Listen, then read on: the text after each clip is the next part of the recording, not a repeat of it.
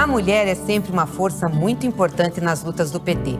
Seja em governos, no parlamento, nos movimentos sociais ou na linha de frente de programas como o Bolsa Família, o Minha Casa Minha Vida, o ProUni. Precisamos que as mulheres participem ainda mais da política. É assim que faremos um Brasil mais justo e acolhedor. Vem com a gente, vamos juntas reconstruir o Brasil.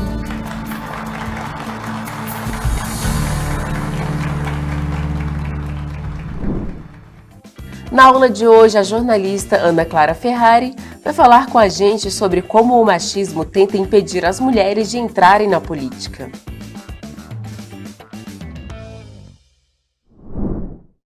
Meu nome é Ana Clara Ferrari, eu sou jornalista, atuo na Secretaria Nacional de Mulheres do PT e estou aqui para fazer a aula Como o machismo tenta impedir as mulheres de entrar na política. Então, para começar essa aula, eu vou abordar alguns pontos fundamentais. Primeiro, gênero e fake news, a conceituação breve de fake news, as origens da fake news, que, pasmem, tem a ver com mulheres, e as ferramentas do patriarcado para impedir as mulheres e o que fazer durante a campanha eleitoral, uma vez que a gente está conversando aqui com as postulantes a cargo público para as eleições de 2022. Então, vamos lá. Primeiro, em termos gerais e a qualquer tempo, basta as mulheres se posicionar sobre qualquer tema, seja ele da pauta feminista ou não, elas são atacadas ou deslegitimadas de alguma forma. E aí existem várias ferramentas. Tem a vingança pornográfica, que é distribuir imagens de cunho sexual, assédio moral, assédio sexual, silenciamento. Então, quando se trata de deslegitimar a voz da mulher em qualquer espaço, mas principalmente na política, vale tudo. Então, atacar a família, atacar parente, com quem a mulher se relaciona, a orientação sexual, o jeito que ela se veste, o peso do corpo, se ela está grávida, se amamenta ou não, a idade que ela tem e todas as facetas concretas e subjetivas da mulher são atacadas. É um espírito de permissividade que a sociedade machista cria para poder a todo momento dizer para a mulher: este lugar não te pertence. Você não deveria estar aqui. E pior, você está sendo violentada porque você quer, porque você não deveria estar aqui. Então, a lógica da desqualificação moral a qualquer preço é uma prática historicamente utilizada pelo patriarcado contra as mulheres. E, a partir disso, a gente tem que começar a entender que, quando se trata de fake news, a verdade, ela simplesmente não importa quando o objetivo é desqualificar e silenciar alguém.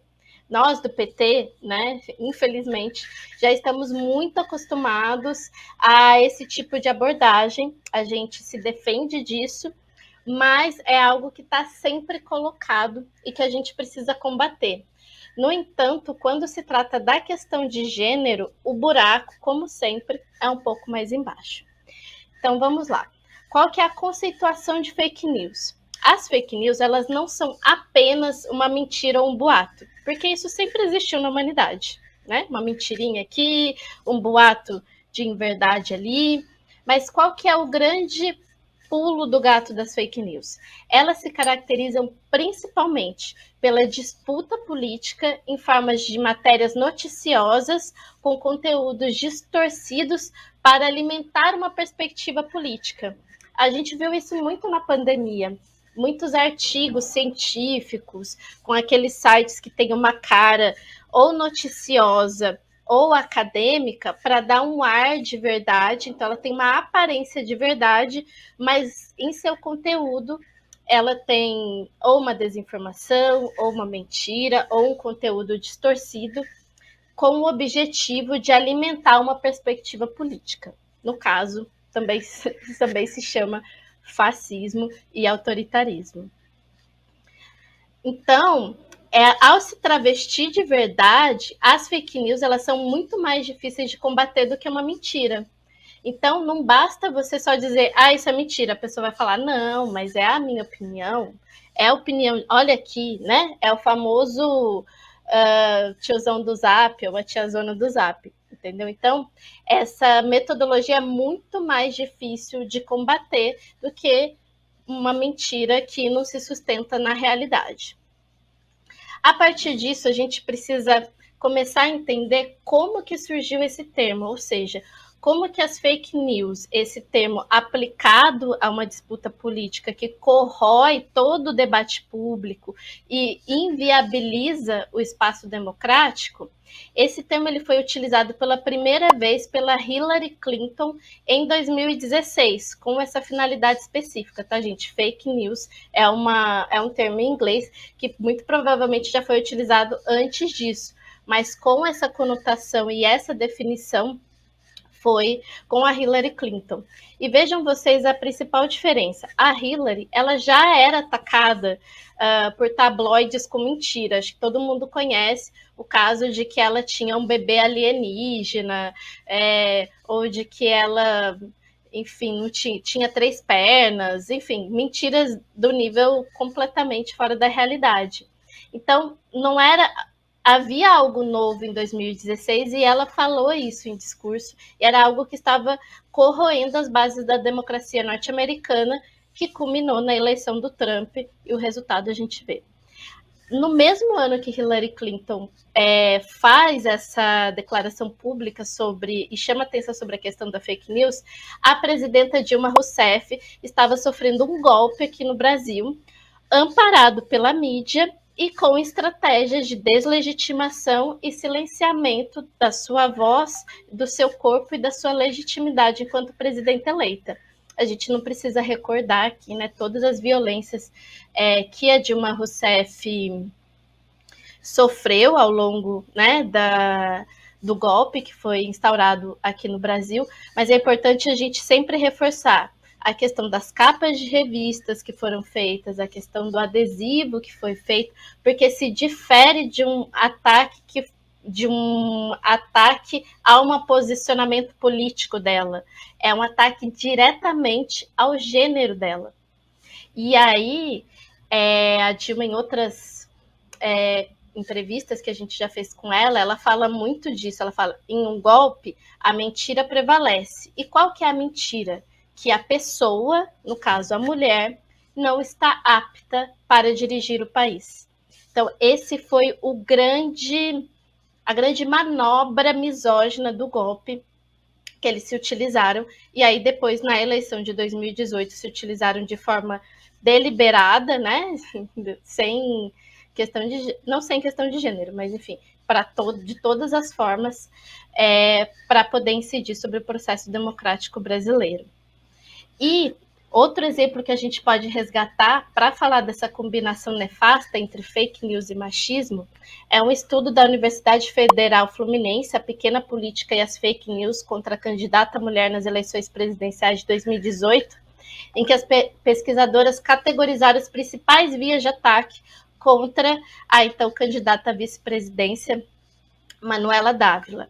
Então foi a religião, a aparência e comportamento, a atuação social e posicionamentos delas a partir de temáticas de governo, história e política, e direitos das minorias.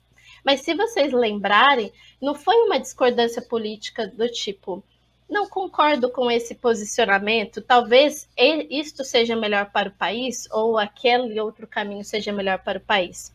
Houve toda uma articulação com montagens de fotos, de desvirtuação de falas, manipulação de áudios, invenções descabidas com aparências de matéria, ataques à família, ataques à integridade física, à integridade moral da Manuela.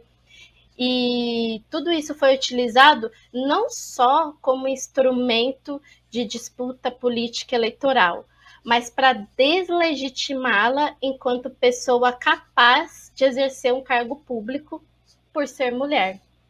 Entendem que essa é a principal conexão entre fake news e machismo. Então, é dentro desse espaço que as mulheres, né, a todo tempo, não só agora, antes e muito provavelmente vai demorar para a gente transformar essa sociedade, mas as mulheres elas têm que estar preparadas para enfrentar essa situação, né? Isso na vida política como um todo e mais especificamente do tema que a gente está tratando na comunicação.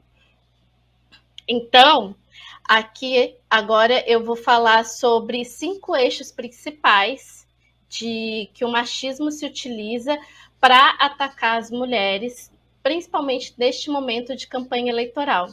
Esses eixos, né, eles não são próprios do período eleitoral, eles são utilizados a todo e largo momento, quando elas estão disputando, quando elas ocupam o cargo, quando elas saem do cargo, mas nesse momento eu trouxe aqui os que eu achei mais relevante para vocês poderem preparar estratégias e nós vamos pensar juntas em o que a gente pode fazer. Então, a primeira estratégia utilizada pelo patriarcado é a questão do padrão de beleza, que a Agnes tratou brilhantemente na primeira aula desse bloco, né? Então, é aquela eterna inadequação. Se ela é magra porque ela é magra, se ela é gorda porque ela é gorda, se ela é alta porque ela é alta, se ela é baixa porque ela é baixa, o comportamento, a voz, a fala. Tem parlamentares que são desqualificados por causa de um timbre de voz, né? Isso não diz absolutamente nada sobre o que ela tem a oferecer no sentido de melhoria e transformação da sociedade. O segundo ponto é estado civil e sexualidade. Vai ser um problema se ela é casada, vai ser um problema se ela é separada, se ela é mãe com filho pequeno, se ela é mãe com filho grande, se ela não quer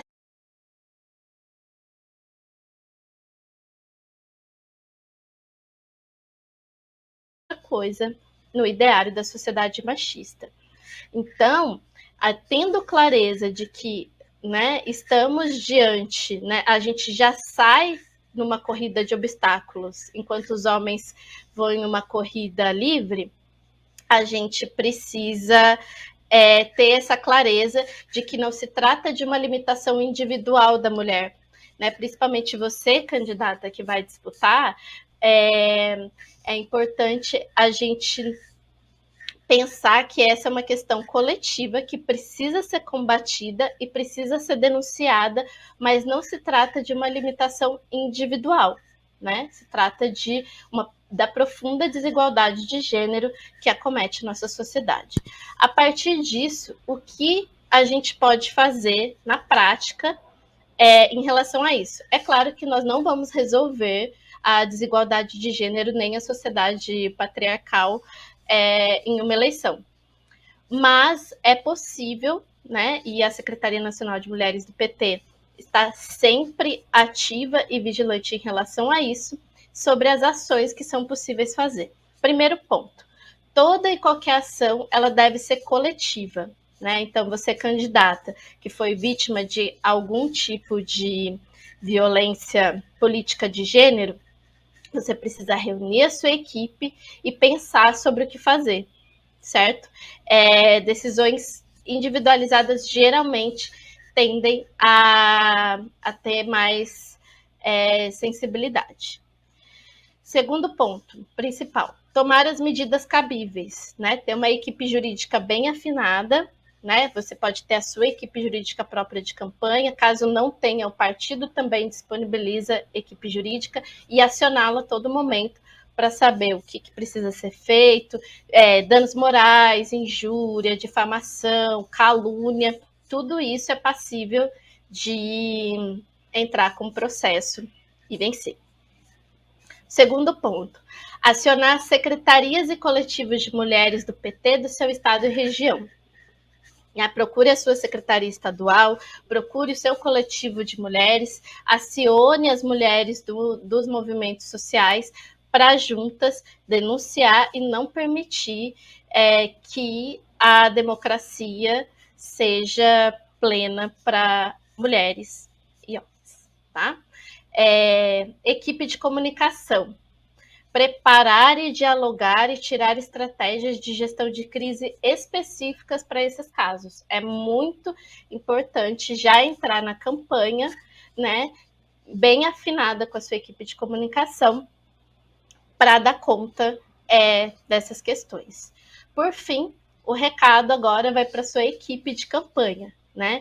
É importante que a equipe de campanha mais próxima da candidata auxilie e se atente para preservar a saúde mental e a integridade física da candidata. Então, coordenadoras de campanha, responsáveis por agendas, né, as pessoas que estão aí no núcleo duro da campanha, é importante ter essa sensibilidade e preservar a saúde mental e a integridade física da sua candidata.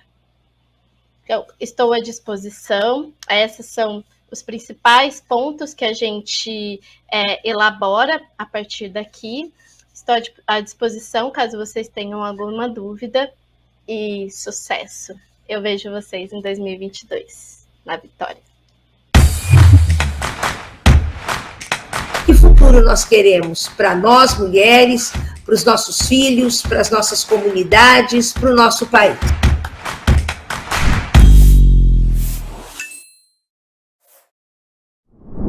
Olá a todas e todas, meu nome é Nalu Faria, eu sou militante da Marcha Mundial das Mulheres e também do Partido dos Trabalhadores, sou membro do Conselho Curador da Fundação Perseu Abramo e hoje a gente está aqui para falar sobre o patriarcado, o capitalismo e as ameaças sobre os nossos corpos.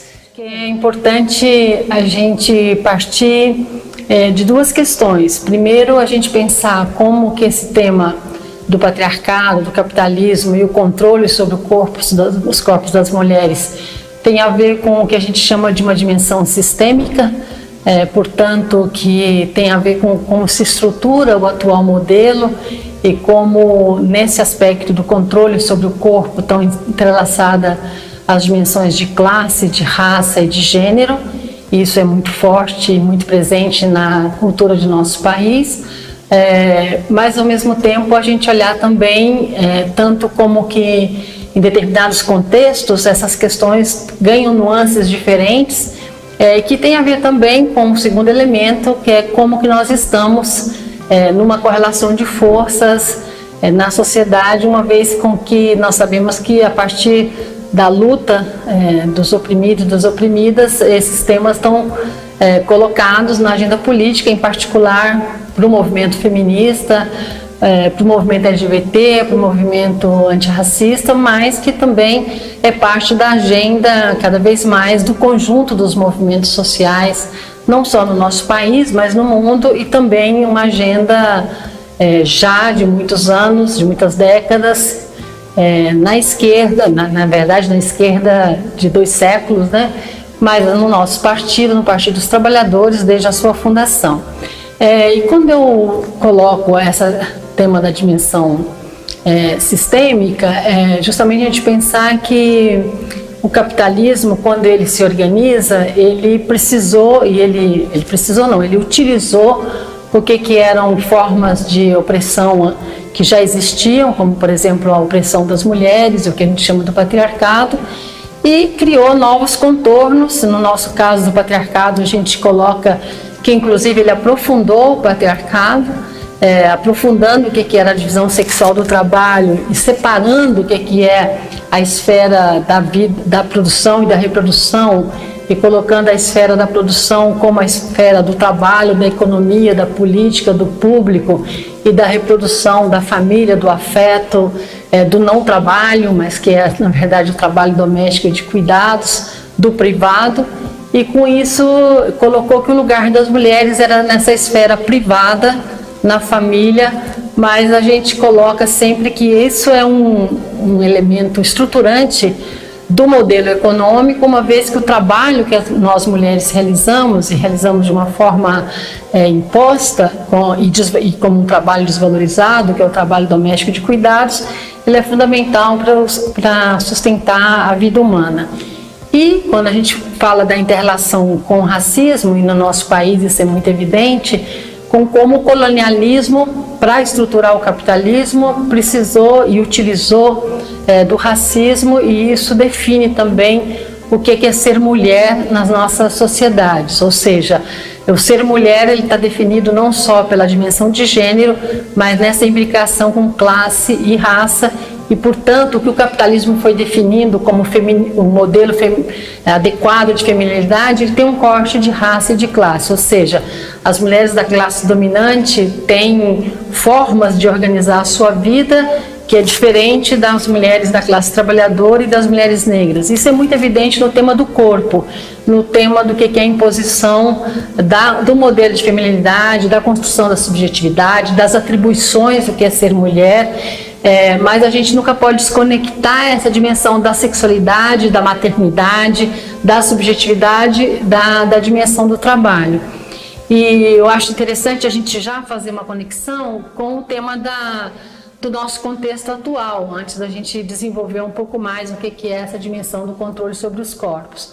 Nesse momento, né, nesse contexto histórico que a gente está vivendo, não só no Brasil, mas em grande parte do mundo, de uma reação da direita e com a imposição de uma economia ultra neoliberal, mas que ao mesmo tempo com ataques frontais à democracia e com uma agenda muito conservadora, o que a gente vê? A gente vê que justamente para o neoliberalismo se impor nesse momento, ele tem que destruir o mínimo de democracia que foi estruturado nas últimas décadas em várias partes do mundo, em particular aqui no Brasil, mas também esse conservadorismo como uma forma de reimpor padrões de comportamento, de controle sobre a sexualidade, que nós temos chamado como que para o sistema capitalista, e quando a gente fala sistema capitalista, nós estamos falando de um sistema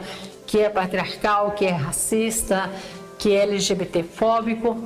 Para esse sistema é como que se ele estivesse dizendo: eu preciso colocar as coisas no lugar. Colocar as coisas no lugar é voltar as mulheres para casa, reimpor um controle sobre a sexualidade, atacar direitos que foram construídos nas últimas décadas. E é nisso que a gente fala, como que a questão de gênero está no centro desse embate nesse momento, não só com essa imposição e com essa busca de naturalização de um modelo de família, quando a ministra Damares, por exemplo, diz que o Brasil vai voltar a ser um país que os meninos usam azul e as meninas usam rosa, por detrás está colocado isso, né? Para eles é como se existisse uma desordem, para nós é porque nós estávamos justamente revertendo essas imposições e ampliando a autonomia e a liberdade. E claro que isso tem a ver também com a imposição da agenda econômica neoliberal, de diminuição do emprego, de diminuição da renda, de desproteção social e, portanto, de mais sobrecarga para as mulheres nessa questão da sustentabilidade da vida. E aí nós sabemos que um dos elementos que tem sido largamente utilizado para isso é essa dimensão da ideologia de gênero, mas também são os discursos religiosos desde uma perspectiva fundamentalista, isso tanto nas igrejas neopentecostais, mas também em setores do catolicismo, e a gente sabe que isso vem em alguns aspectos desde os anos 90, por exemplo, nos anos 90, grupos de Opus Dei nas conferências da ONU, já utilizando essa dimensão de se contrapor à ideologia de gênero para tentar restringir o reconhecimento de direitos das mulheres e das populações LGBT, então isso é parte da estratégia desse momento dos setores dominantes para impor essa agenda conservadora, ultraneoliberal e de ataques à democracia, como a gente colocou.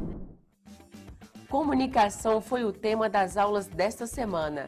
Amanhã, na roda de conversa, as participantes se encontram para trocar experiências e trazer ainda mais conhecimentos para nós. Reveja esta e outras aulas na playlist TV Elas por Elas Formação, no canal da TV PT no YouTube ou em formato de podcast no Spotify.